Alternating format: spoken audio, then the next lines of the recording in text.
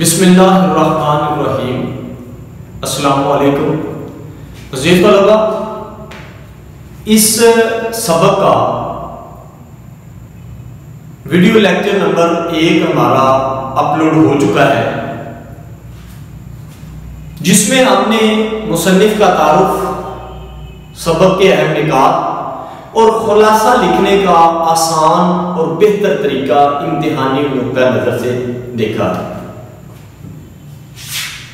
खुलासे के अंदर, उस पहले लेक्चर के अंदर मैं ये बता चुका हूं कि इस कहानी का पस मंजर क्या है, इस सबक को लिखने का, अफसाने का ख्याल गुलाम अब्बास को कैसे सूझा। ये इन 3 दोस्तों की कहानी है, मियां इफ्तिखारुद्दीन, फैज साहब और गुलाम अब्बास। अब हम आगे बढ़ते हैं कि इम्तिहानी नुक्ता नजर से इस वीडियो लेक्चर में आपको बताया जाएगा कि शक व सबाक के हवाले से तशरीह कैसे की जाती है, आपने कैसे करना है।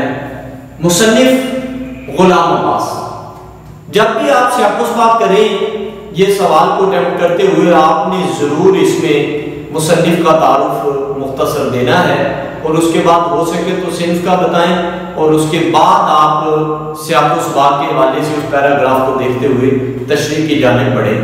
और जो मैं आपको इसमें बताऊंगा कि पेपर को सवाल आपने इसको कैसे करना है। उर्दू अफसाने की आबरू कहा गया है गुलाम अब्बास को।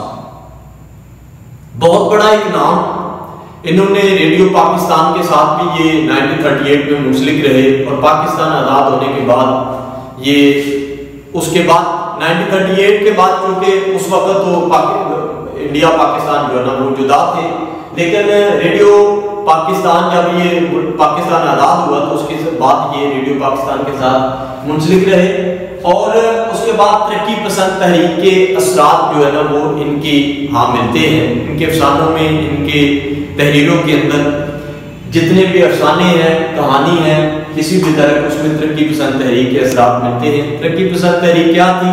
जिसने आम बंदे की जिंदगी को मौजू बनाया कि लोग इस पे तहरीर करें, लोग आम बंदे की जिंदगी के हालात को भी बयान करें और दूसरे माशरे के लोगों को पता चले।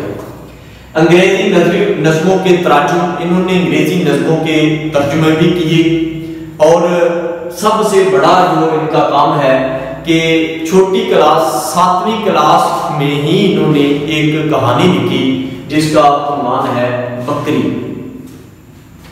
अफसानवी मजमूए हैं इनके आंधी, किन्नरस और जाड़े की चांदनी। किन्नरस का मैंने वहां पे लिखा नहीं है जगह की, क्योंकि गुंजाइश नहीं थी।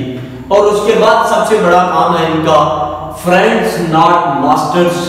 अयूब खान की किताब का तर्जुमा इन्होंने किया था, जिस रिस्क से आती हो परवाज में कोताही, इस उन्वान से। सबक का तारुफ अफसाना है एक खुशपोश नौजवान, सफेद पोशी का भरत, अमीर और गरीब की जिंदगी का फर्क बताया गया है। मादियत परस्ती है, इज्जत नफ्स और खुददारी पाई जाती है, तरक्की पसंद तहरीक के असरात नजर आते हैं, और अवार्ड याफ्ता एक ये अफसाना है जो कि माखज़ इसका नीचे दिया गया है, जाड़े की चांदनी से ये अफसाना दिया गया है। अब हम आगे बढ़ते हैं सबक के अहम निकात में। जनवरी की शाम, नौजवान का हुलिया। और इससे पहले मैं आपको बता दूं कि ये सबक नंबर 6 के नीचे मैंने खलील जिब्रान का कौल लिखा है। वो फरमाते हैं, अगर तुमने हर हाल में खुश रहने का फन सीख लिया तो यकीन करो जिंदगी का सबसे बड़ा फन आपने सीख लिया। और चूंकि इस सबक के अंदर वो नौजवान जितना भी गरीब है, वो जिस तरह से भी अपनी उसकी जिंदगी है, वो बन टन के, अपना तेल लगा के, मांग निकाल के, कंघी करके बालों में, वो ऐसे बन टन के चलता है, किसी को मालूम नहीं होता। ये तो उसकी असलियत का आखिर में पता चलता है कि वो इतने गरीब घराने का कोई लड़का था, और खुश रहने का फन उसे आता था। वो लोगों को खुश देखता था और खुद भी खुशी से वो चहलकदमी करता था। मौसम की कैफियत और नौजवान, माल रोड और नौजवान की शौकियां, बच्चों को घूरना, बिल्ली से प्यार करना। लोग तफरीह करते थे और वो देखता था नौजवान का लोगों के लिबास का जायजा, हर वज़ा और कुमाश के लोग, ओवरकोट का मवाजना, माल रोड पर चहलकदमी, बुक स्टॉल और कलीन की दुकान, सड़क अबूर करते हादसा पेश आना और अस्पताल ले जाना, अस्पताल और नौजवान की असलियत, ओवरकोट की जेबों से मिलने वाली अशिया, ये तमाम चीजें। अब मैं आपको ये बता दूं, अगर आप इन्हीं निकात को 1 2 3 4 5 6 7 8 9 10 11 12 13 14 15 16 17 कुछ 17 18 के लगभग ये आपके अहम निकात बनते हैं। अगर आप इन निकात को ज़हन नशीन कर लें और एक दफा अपनी कॉपी पे अपने हाथ से लिख लें तो इंशाल्लाह आपको ये अच्छे से याद हो जाएंगे और इनको याद होने के बाद आप बड़े एहसन अंदाज से अच्छे उस्लूब में आप इसका सियाक़-ओ-सबाक़ लिखेंगे। कोई आपको ऐसा नहीं होगा कि आप इसके नंबर आएंगे मैंने कितना लिखा, आपको पूरे 3 नंबर आएंगे इंशाल्लाह, मैं गारंटी से आपको कह रहा हूं।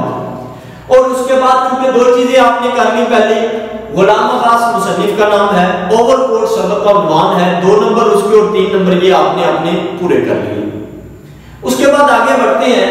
3 नंबर करने के बाद उन्हीं बातों को मैं खोलकर बयान करूंगा आपके सामने, तो ये आपकी तशरीह हो जाएगी और कहीं भी से भी आपको वो पैराग्राफ आएगा और इंशाल्लाह आप उसको करने में कामयाब हो जाएंगे। जनवरी की एक शाम को एक खुशपोश नौजवान डेविस रोड अबूर करके मार रोड चेरिंग क्रॉस की तरफ से फुटपाथ पर चलने लगा। अब इसमें ये बात है कि जनवरी की शाम है, यानी कि उस वक्त का जो हाल बताया गया है उस दिन का और उस महीने के एतबार से कि जनवरी का महीना था और शाम का वक्त था जब नौजवान जो है ना वो खुशपोश अपना बल ठन के निकला था और मार रोड से वो चेरिंग क्रॉस की तरफ जा रहा था। उसने क्रॉस किया इसको। हुलिया उसका क्या था, उसने सर पर सस्पेंड हैट थी, गले में ग्लोबंद था उसके और हाथ में बैग की छड़ी थी, ये उसका हुलिया था। और हम बयान करते जाएंगे। यहाँ पे ये जो हुलिया बताया गया है इसमें ये है कि ये स्टिक जो उसके हाथ में छड़ी है ये कमांडिंग स्टिक है, यानी कि ये पावर शो कर रही है, ये ताकत शो कर रही है कि उस वक्त सरमायादाराना निजाम था, गुर्बत का आलम था, अमीर और जिंदगी गरीब की का तफावुत था। और उसने बताया है कि गरीब जितना भी गरीब है लेकिन उसकी एक अपनी जिंदगी है, उसका एक अपना मिजाज है, उसकी एक अपनी जो है ना वो चलने का अंदाज है। कोई बंदा उसको ये नहीं कह सकता कि नहीं, कमांडिंग स्टिक शो किया है कि यहाँ पे अमीर लोगों ने गरीब को कितना दबाया हुआ है और अमीर अब भी अमीराना जिंदगी गुजार रहा और गरीब गरीब से गरीब तर होता चला जा रहा है। अब वो इसीलिए किसी ने बड़ा खूब कहा था कि वो गुर्बत है लेकिन ख्वाबों पे कोई पैरा नहीं है, कि गुर्बत में ये नहीं है कि बंदा ख्वाब नहीं देख सकता, वो भी एक अपनी शानदार जिंदगी गुजारने के एक ख्वाब देख सकते हैं। आगे हम बात करते हैं, जाड़े का मौसम था और ठंडी हवा तेज दार चल रही थी, यानी कि नौजवान जब चल रहा था डेविस रोड पर उस वक्त एक मौसम का जो हवा था वो जाड़े की थी, मतलब बड़ी तेज सर्दी थी। सर्दी में हवा जब चलती है तो वो बंदे के अंदर इस तरह से चुभती है जैसे तेज दांत हो।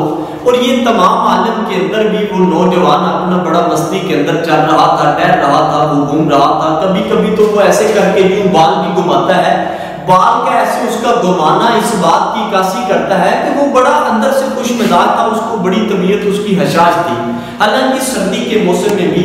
और यहाँ पे बड़ी खूबसूरत बात मैंने ये आपके सामने लिखी, शिद्दत की सर्दी से वो बेनियाज था, उसको कुछ पता ही नहीं था कि सर्दी कैसे है, क्या है, सर्दी लग भी रही है कि नहीं लग रही। मार रोड के बालौनी के हिस्से में पहुंचा तो इसकी शौकी और बांकपन में इजाफा हुआ। जी, मार रोड के जब उस हिस्से में वो पहुंचा जहां पर लोग बहुत ज्यादा थे, उसको मुख्तलिफ तरह की चीजें देखने को मिली, उसका ये सारा अंदाज था। उसने इन तमाम चीजों को देखने के लिए उन तमाम चीजें जब उसके सामने आई तो उसकी नजरों को एक तरावत मिली, उसकी नजरों को एक बड़ा अच्छा लगा और उसी से उसके अंदर जो है ना वो एक शौकी और बांकपन और भी आ गया, उसमें इजाफा हुआ। फिर करीब ही घास पर खेलते हुए बच्चे थे, उन बच्चों को वो देखता है, हालांकि वो बड़े अच्छे अंदाज से खुशी के साथ उनको देखता है और वो चाहता है कि उनको वो देखे और वो उसकी तरफ जो है ना वो माइल हो, मुतवज्जे हो, लेकिन वो बच्चे उसकी घूरने के अंदाज को देखकर वो वहां से खेलते हुए भाग जाते हैं। फिर वो एक बेंच पर बैठा होता है और एक बिल्ली उसके पास आ जाती है। बिल्ली जब उछलकर उसके पास आती तो बिल्ली को कहता है पोर लिटिल सोल, ये इंग्लिश का लफ्ज इस्तेमाल हुआ है, प्यारी नन्ही सी जान, इसका तर्जुमा है कि फिर वो बिल्ली को जो है ना वो प्यार करता है। उसके बाद मार रोड पर साइकिलों और मोटरसाइकिलों और इसके अलावा पैदल चलने वालों का एक हुजूम था। नौजवान खाली बेंच पर बैठा अपने सामने से गुजरने वाले मर्दोजन को देखता है। यानी कि नौजवान का ये अंदाज है कि वो हर चीज को ऑब्जर्व कर रहा है, मुशाहदा कर रहा है, देख रहा है गौर से कौन किस तरह का लिबास पहना हुआ है, किस अंदाज से कुछ चल रहा है, और फिर वो उन तमाम चीजों का मुवाजना अपने साथ करता है। भले ही वो किसी को बताता नहीं है, लेकिन अंदर से उसको अपनी कैफियत का पता होता है कि मैंने क्या पहना हुआ है और क्या उड़ा हुआ है। इस सबक के अंदर माशरे में जो लोग दोहरा म्यार अपनाते हैं, मुनाफिकाना चाल चलते हैं, जिनके मुतल्लिक अल्लामा इकबाल साहब ने कहा है कि लुमड़ी किसी चाल इनकी होती है। ठीक है जी।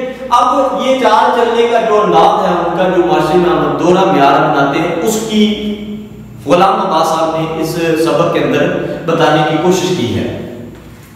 फिर वो कहते हैं चेहरों से ज्यादा वो उनके लिबास को गौर से देखता था। इनमें हर बतौर समाज के सरकारी अफसर, लीडर, यानी कि हर तरह के लोग वहां से जाते थे, देखता था उनको। वो सरकारी अफसर होते थे, लीडर होते थे, फनकार थे, इसके अलावा दफ्तरों के अखबारों के नुमाइंदे होते थे, इसके अलावा और बहुत नर्सें थी, बाबू थे, क्लर्क थे, हर तरह के लोग जाते हैं। वो हर तरह के लोगों को देखते हैं और हमारा ये माशरे में एक अंदाज होता है, हम हर बंदे को देखते हैं अपनी नजर से। अपनी नजर से हम उसको अच्छा भी कह देते हैं, हम उसको बुरा भी कह देते हैं। हमारा ये अंदाज जो है ना वो इसी तरह से चलता रहता है। अच्छा, उसके बाद वो कह रहा है कि ज्यादातर लोग ओवरकोट पहने हुए थे। वो चहलकदमी करते करते रुक जाता है और एक बुक स्टॉल पर किताब की बरगर्दानी करता है।